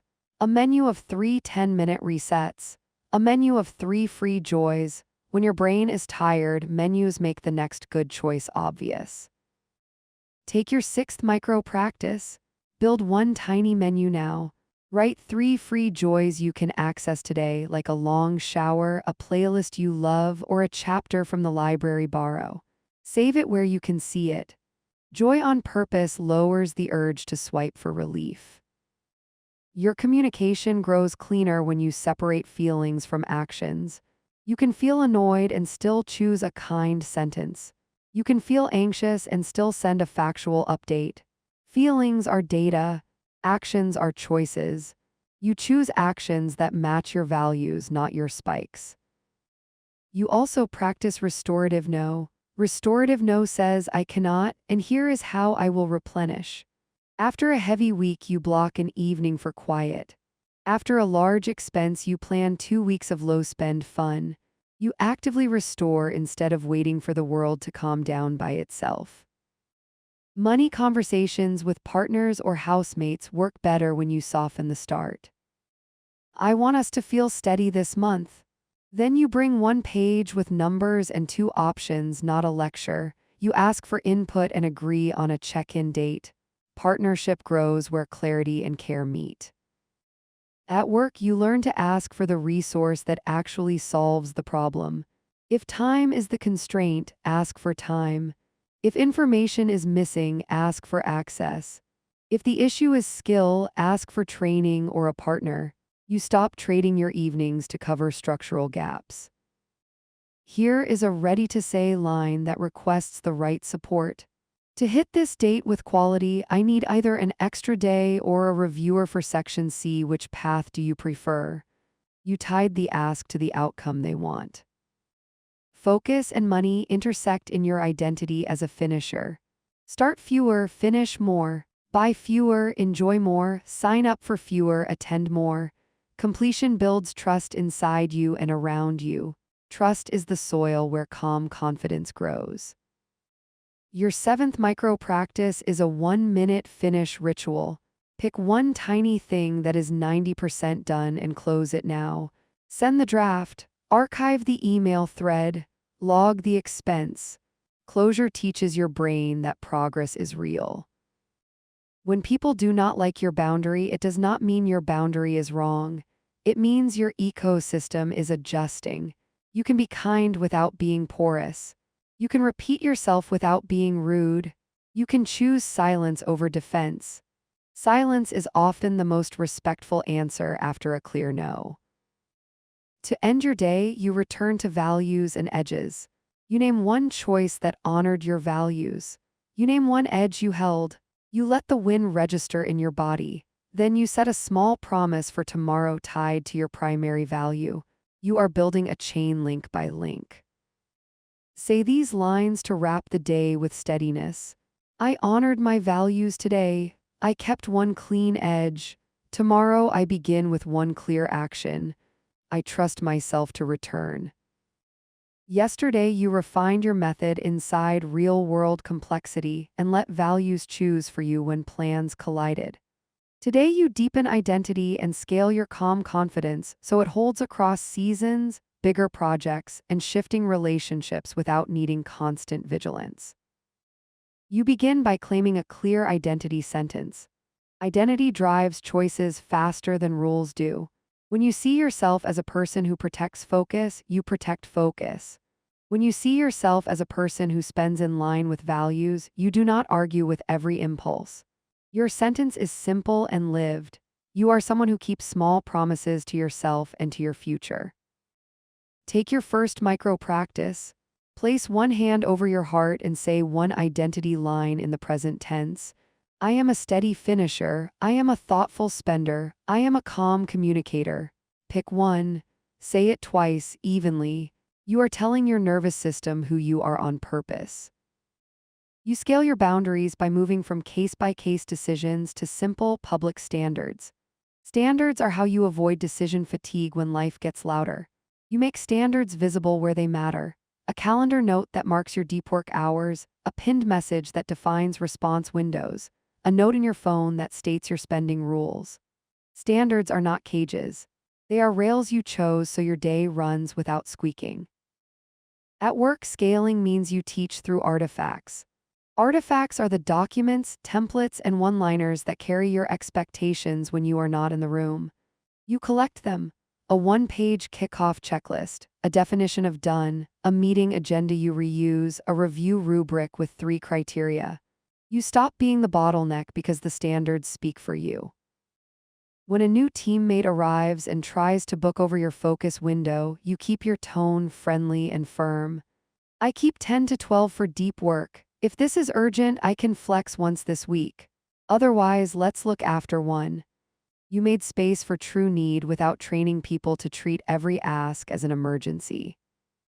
Friendships scale when you replace guilt with rhythm. Rhythm is a standing date, a monthly text, a shared playlist, a walk every other Saturday. You stop apologizing for being busy and start offering reliable ways to connect. People can trust you when they can predict you. Family becomes lighter when roles are named instead of assumed. You stop carrying secret jobs like default planner, driver, or bank. You say who does what and when. You share the list. That way support grows while resentment shrinks. Clarity is care wearing practical clothes. Money clarity scales through automations and caps. You automate the boring good. Minimum payments, transfers to savings, recurring bills. You cap the slippery categories that otherwise leak, like delivery, small online buys, or ride shares. Automation plus caps remove drama from most days so you can use human energy for the few choices that deserve it. Say this when a plan threatens your cap and you feel the pull to override yourself. I'm already at my limit this week, so I'm choosing a free option. The sentence is a gate you placed on purpose. You walk through it or you do not. Either way, you stay honest. You practice range, soft no, hard no, and shaped yes. Soft no leaves room for later. Hard no ends the conversation. Shaped yes adds limits that fit your capacity. Range lets you be generous without making your life flammable. You pick the tool that fits the moment. Here is a work script that uses a shaped yes in email. I can review 2 slides for clarity by 4 p.m. today. For a full deck review, earliest is Thursday after 2. Your words create a container your energy can afford. Here is a friend script that holds a soft no in chat. I want to see you and this week is full. Ping me next Wednesday and we'll pick a simple plan. You kept the door open without mortgaging your bandwidth. Here is a family script that needs a hard no face-to-face. I'm not available to host. I can bring bread and arrive at 3. You closed one door and opened a smaller door you can walk through calmly. Your second micro practice is a 90-second friction audit you can run weekly. Open your calendar and ask, where did I feel squeezed? Where did money dribble? Where did I over-explain? Pick one friction and design a small fix, a rule, a template, a cap, a boundary sentence. Schedule a 5-minute slot this week to implement the fix. Friction shrinks when you treat it like a maintenance task. Focus at scale means you build depth without collapse. You create layers of attention, daily focus, weekly themes, monthly outcomes. Daily focus is the block you already guard. Weekly themes are lanes like outreach on Tuesday, planning on Friday. Monthly outcomes are the few big rocks you move across several weeks. When the layers align, you stop trying to cram an entire month into a single afternoon. You detect early when a project is drifting. Drift often shows up as vague status, repeated rework, or meetings that end with no owner. You counter drift with a short pattern, restate purpose, define done, assign owner, pick a date. You send it in writing. Drift dies when ownership and dates appear. Use this ready-to-say line in a status thread that has gone foggy. To land cleanly, purpose is X, done is a plus B by Friday 4 p.m. Jordan owns, I'll review Monday 10. You created direction in one breath. People relax when someone names the road. Relationships at scale need capacity truth. Capacity truth says what you can offer without pretending. It is kinder than heroic yes followed by silent resentment. You offer time in shapes that fit your season and budget. People who love you want the version of you that does not crash. When your inner voice tries to drag you into rescue mode, you answer with precision. Rescuing bypasses consent. Supporting asks first. You choose support that preserves your stability. Your stability is a gift to every room you enter. You build an energy float. A float is a small reserve you protect most weeks. 1 hour unscheduled, 1 low-cost joy, a little extra cash you do not touch unless needed. Floats turn bumps into ripples instead of waves. You defend the float like you defend sleep. Your third micro practice is a 1-minute float top-up. Look at the week ahead and pick one spot to restore. Move one plan to create an empty hour, swap one paid plan for a free walk, transfer $10 to a tiny cushion category labeled relief. The label matters. Your brain sees the word and remembers why you saved it.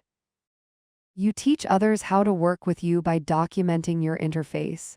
Your interface is a short note that says how to reach you, when you respond, what format you prefer, and how to escalate. You post it where people engage with you. Ambiguity shrinks. Respect grows because you gave people a map. Here is a ready-to-say line for your interface note. Fastest path: Slack for blockers, doc comments for feedback, email for formal decisions. I batch replies at 1 and 4. For emergencies, text, read, and I'll triage. You cannot be everywhere. You can be reliable. You recalibrate when reality changes. Recalibration is not failure, it is skill. When a deadline shifts or your energy dips, you do 3 things: reduce scope, extend time, or add help. You present options with calm math. Math lowers the temperature. At work, recalibration looks like a short message with options and trade-offs. Section C added 2 hours. Options: deliver a plus B Friday, add C Monday, or keep Friday with C light. Which outcome serves best? You turned a wobble into a choice instead of a secret scramble. With friends, recalibration sounds like care and truth. I overestimated my week. I can still do a short porch tea tonight or a longer walk Sunday. You did not vanish. You realigned.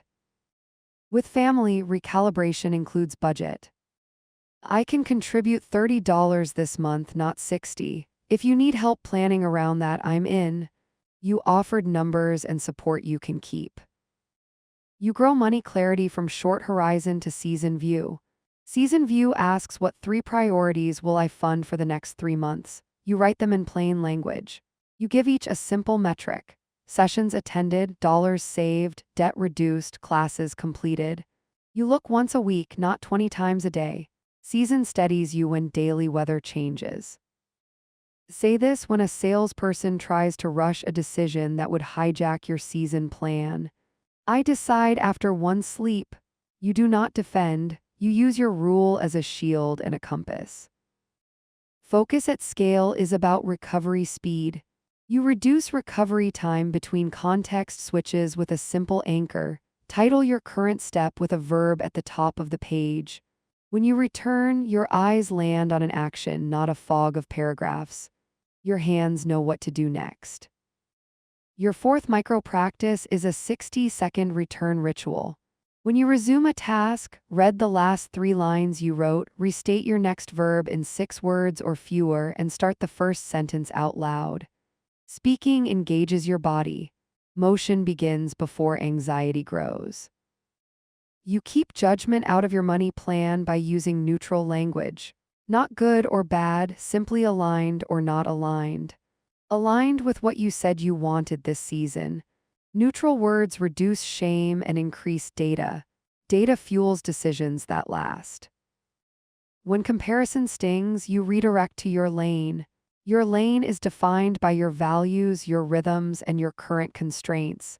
You cannot win at someone else's game. You can build a life that feels like yours. You choose actions that serve your lane today. Here is a ready-to-say line to yourself when social media whispers that everyone else is ahead. My pace fits my season. Facts beat fantasies when they are spoken out loud. You reduce conflict by addressing pattern, not personality. If someone habitually misses deadlines, you talk about check-ins and buffers, not their character. If a friend chronically cancels, you suggest same-day plans. If a family member critiques your choices, you close topics early. Pattern focus changes behavior faster and keeps respect intact. Here is a work script in chat that targets pattern. We're missing review windows. Let's pin 2 checkpoints, Tuesday noon and Thursday 3 with owners for each. I'll post them in the doc. You named the lever that matters. Here is a friend script by text that respects pattern. Last-minute shifts seem to be our pattern. Same-day coffee might suit us better. Want to try Saturday morning? You shifted the container to fit reality. Here is a family script in person that redirects pattern. I'm not discussing money choices today. If you want to talk logistics for Sunday, I'm open. You protected calm while keeping connection available. You strengthen influence by praising the behaviors you want repeated.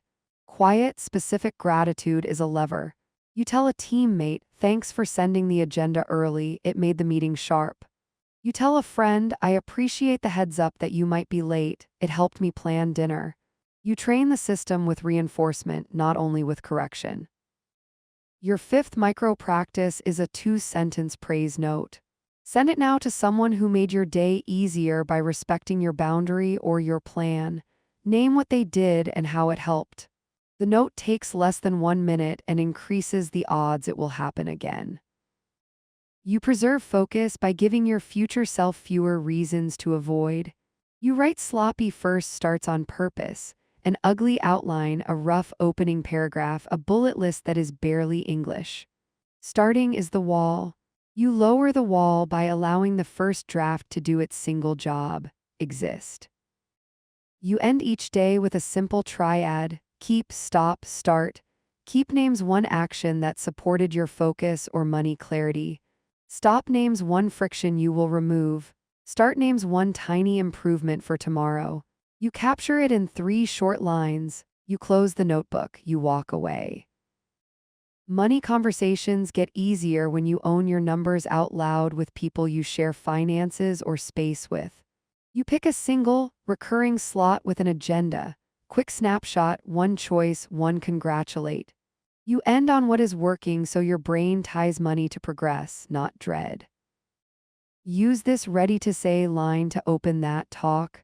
I want us both to feel steady. Here's the snapshot. Here are 2 options. What do you prefer? You replaced tension with collaboration. You protect weekends and evenings by treating them as containers, not blank space.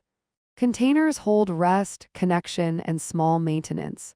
When emergencies appear, you keep part of the container intact so you do not start Monday already depleted. You also stop using apology as your default glue. Apology belongs to harm, not to preference. You do not apologize for needing clarity or for protecting your budget. You thank people for adapting and you keep your sentence short. Say this when you feel a reflex apology rising after a clean no. Thank you for understanding. Then you end the exchange. As your influence grows, people will borrow your standards. Expect some friction as they shift. Stay gentle and consistent. You are not responsible for everyone's feelings. You are responsible for your clarity and your behavior. Over time, your steadiness becomes the quiet leader in the room. You build a season kit you can carry from quarter to quarter. Your kit holds your core scripts, your few money rules, your checklists, your meeting agenda, your interface note, and your recovery rituals. You do not reinvent each Monday. You refine. Refinement is how excellence stays humane. Your 6th micro practice is a 1-minute kit check. Open your notes and list the 6 elements of your kit. Which one needs a refresh for this season? Update one line now. Small maintenance keeps the whole system honest. When you do say yes to a stretch, you pair it with explicit recovery. Your calendar shows the recovery hour before you agree. Your budget shows the recovery savings before you buy. Stretch without recovery becomes self-betrayal. Stretch with recovery becomes growth. If someone keeps pushing your boundary after you have been clear, you disengage with respect. You repeat once, then step away. Silence can be the smartest tool you have. You keep doors open to healthy dynamics and close them to loops that waste life. Use this ready-to-say line at work when a stakeholder reopens a settled decision in chat. Decision stands per the note on Tuesday. If new data emerges, add it to the doc and we'll review Friday. You anchored in process, not in argument. Use this ready-to-say line with a friend who keeps inviting you into gossip. I'm not available for that topic. Tell me something good from your week. You redirected the energy toward connection. Use this ready-to-say line with family when boundaries around your home need reinforcement. Drop-ins don't work for me. Please text before you come so I can say yes. You protected your space without closing your heart. You close this part by returning to the truth that identity shapes action. You are the kind of person who sets a humane rhythm, chooses with values, and communicates with calm strength. You design rails that carry you. You repair quickly when you wobble. You fund what you value and let the rest drift past. One clear inch at a time, you have built a life that fits your hands. I choose aligned over impressive. My time has a rhythm and I keep it. I'm spending on purpose, not pressure. I say yes within limits I can honor. I protect my calm and my commitments. I return to the next small step. Yesterday, you strengthened identity and scaled your method with standards, artifacts, and season plans. Today, you integrate everything into a living system that bends without breaking. So your boundaries, focus, and money choices hold across busy weeks, travel, conflict, and change. You start by naming the season you are in right now in one short line. A season can be a sprint, a rebuild, a harvest, or a recovery. When you know the season, you know the right pace and the right yes. You stop competing with memories of different seasons and start aligning with the one you inhabit. Take your first micro practice. Close your eyes for one breath in and one longer breath out. Whisper your season in 5 words or fewer, then add one action that matches it today. If this is a rebuild, you say rebuild mode, 1 solid block before noon. Your body hears the instruction and shifts from noise to direction. You treat complex days like you treat complex projects, with checkpoints. Checkpoints are brief, factual pauses where you confirm direction, energy, and trade-offs. They prevent the slow drift that ends in a crash. A 2-minute checkpoint at noon can save a tired hour at 3. You become the person who steers early instead of bracing late. At work, complexity often shows up as competing priorities from different stakeholders. You stop letting conflicts live inside your head and move them into a shared decision. You ask the owners to choose which outcome matters most, and you present the costs openly. This is not defiance. This is stewardship of quality and time. Use this ready-to-say line in a cross-functional thread. I have 8 hours left this week. Option 1 delivers the client deck polished. Option 2 delivers the client deck light plus the internal memo. Which outcome do we choose? You did the math and you invited ownership. Calm returns because the decision lives where it belongs.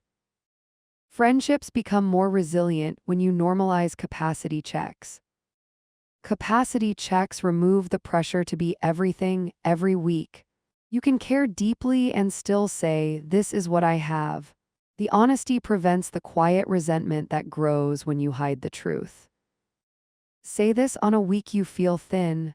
I want to see you, and this week I'm at low capacity. A 30-minute call Sunday works. Do you want it?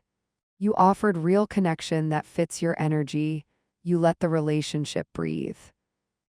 Family can be a mix of generosity and pattern. You look at patterns with clear eyes and reshape them without accusation. If you carry the planning, you delegate a portion with a simple ask and a deadline. If drop-ins drain you, you propose a rhythm that protects your space.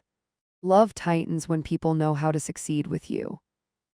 Here is a family script for shifting default roles. I'm not able to plan the whole gathering this time. Please choose the menu by Wednesday and share the list. I'll handle pickup on Saturday. You stopped being the invisible engine. You invited participation with clarity. Your focus holds better when your environment acts like an ally. You design a room that tells the truth about today's priority. The tool you need sits within reach. The tempting distraction moves out of reach. This is not about discipline as punishment. This is about friction as a friend. Take a micro practice to shape your space in 60 seconds. Remove one item that belongs elsewhere, place one object that signals the task, and set a visible timer for your first block. You just turned your desk into a compass. Money clarity under complexity starts with one rule: numbers first, feelings second. Numbers are not the whole story, but they are the beginning of a good story. When income is irregular or expenses spike, you look at cash in, cash out, and timing. You create small buffers and decide caps that match your current reality, not your ideal one. Say this to yourself when a surprise expense appears: I will adjust, not spiral. Then you pick one lever: pause, replace, or reduce. You pause a non-essential purchase, replace a paid plan with a free alternative for a week, or reduce a category by a small amount. You take action so your brain has a job other than worry. When conflict rises at work, you protect your focus by separating content from tone. Content is the request, tone is the heat. You address content with structure and tone with ground rules. You can be generous with tone while staying precise with content. This is how you hold dignity for both sides.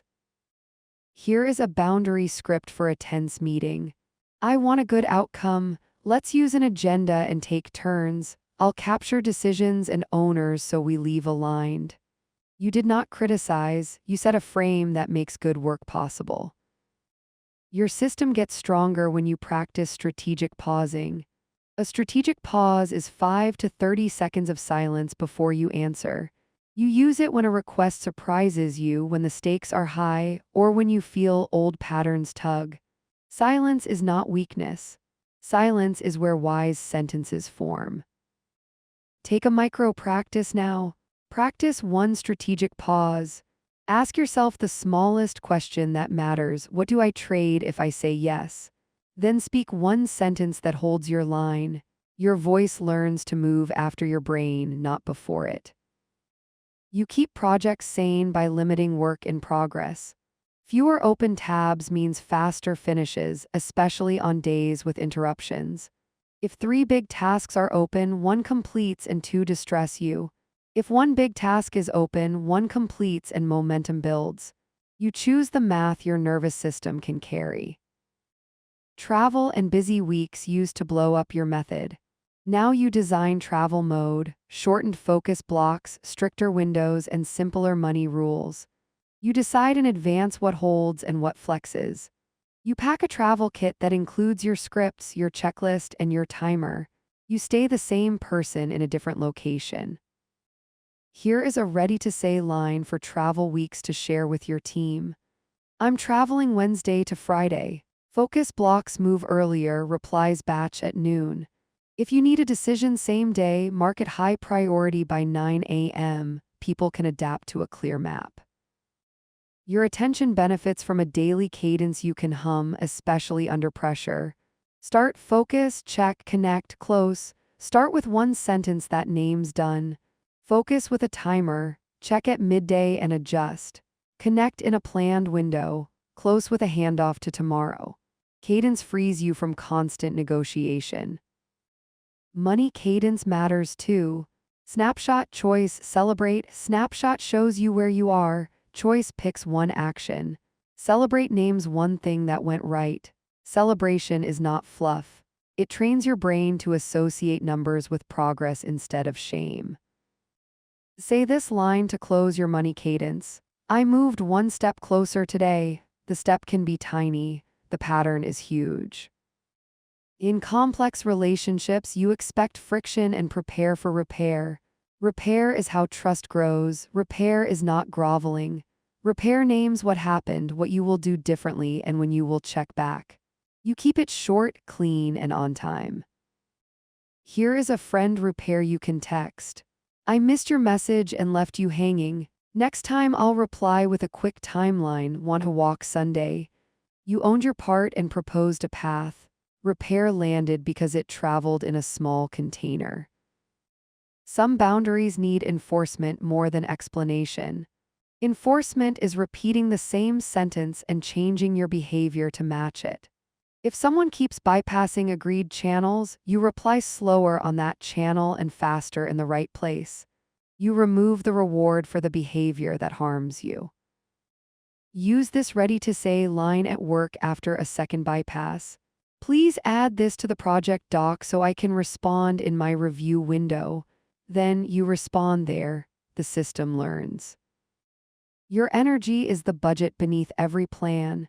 You allocate it with respect. High cognitive tasks get your best window. Social energy gets a limited slice if you are depleted. Physical care gets a non-negotiable slot because it keeps the whole machine running.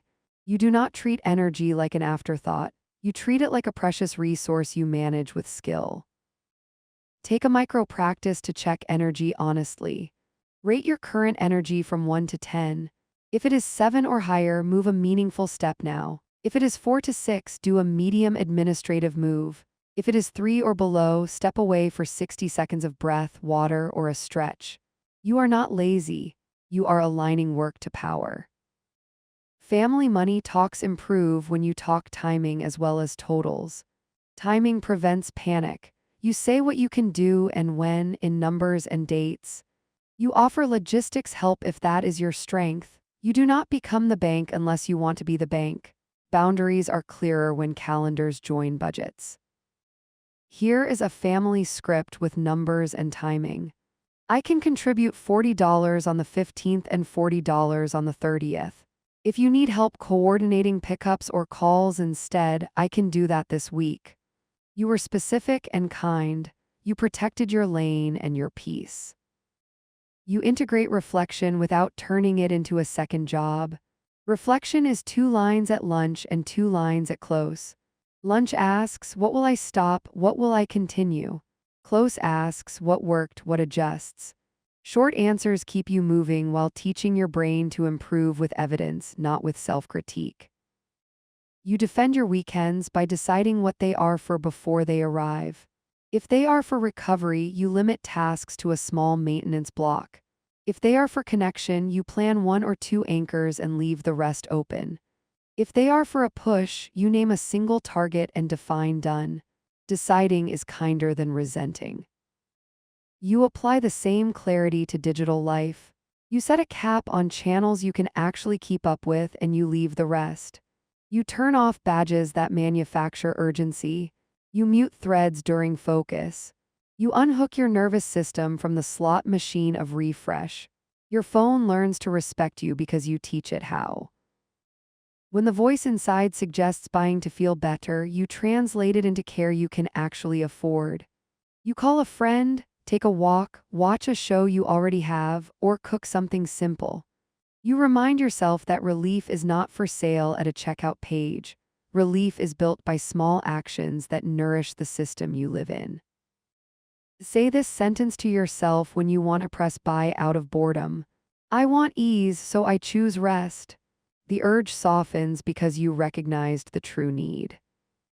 On complex days, you may be tempted to carry everything alone. Instead, you engage supports early. You ask a manager for a reviewer, a friend for a reality check, a family member for a trade. Asking early is not weakness. It is how grown people collaborate.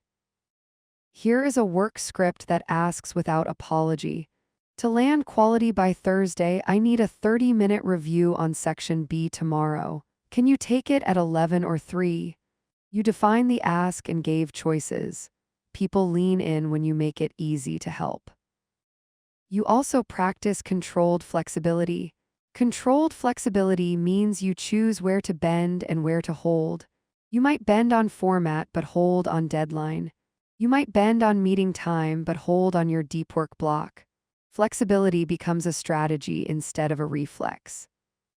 Your closing rhythm sets you up for the next season. You write 1 paragraph to your future self that starts with, here is what you learned that worked, here is what you will repeat, here is what you will release. You place it where you will see it on Monday morning. You are not starting from scratch, you are iterating. Take your final micro practice of this part. Write 1 sentence that starts with, tomorrow I will protect my calm by. Make it specific, declining one meeting, pausing one purchase, holding one block. Place the sentence somewhere visible. Your future self just received a promise. I'm holding my pace even when noise is high. I can support within limits and still care. I choose numbers first, feelings second. I keep one promise to my future self today. I'm reducing scope instead of pretending time is elastic. When pushback arrives, you do not widen your sentences to try to be liked. You keep them short, human, and steady. You repeat once. You disengage when needed. You return to the next action in front of you. This is not rigidity. This is respect for the life you are building. Your system now contains edges, scripts, standards, cadence, and repair. It is human and sturdy. You will not run it perfectly. You will run it consistently enough that people around you adjust and your nervous system trusts you. That trust is the quiet foundation under calm confidence.